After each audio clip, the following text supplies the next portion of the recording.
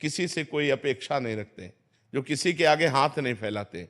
भक्त कभी किसी से पैसा नहीं मांगेगा। अगर वो पैसा या अपनी किसी बात की फीस लेता है तो वो भक्त नहीं है, वो व्यापारी है।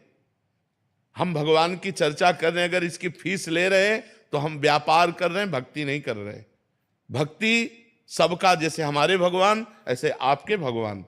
हम भगवान की चर्चा कर रहे हैं, यही हमें आनंद मिल रहा है। ये हमारा सौभाग्य कि आप सुनने के लिए आए हैं।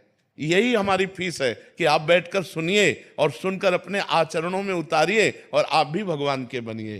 तो भगवान के चरणारविंद की जो आसक्ति, जो भक्ति है, वो कभी बिकती नहीं है।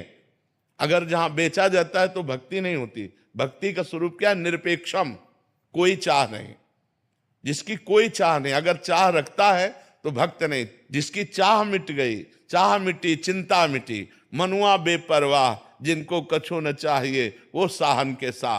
वो सहनशाह भक्त होता है जिसकी चाह जा ही न चाहिए कबों कछु, तुम सन सहज सने बसो निरंतर तासुर, सो राउर निजगे। निरपेक्षम, किसी की अपेक्षा नहीं। और मुनिम हर समय जो मंत्र का मनन करता रहता है, शास्त्रों का मनन करता रहता है। शांतम, चाहे अपमान की स्थिति हो या सम्मान की स्थिति हो, जो शांत रहता है, किसी भी परिस्थिति में अशांत नहीं रहता।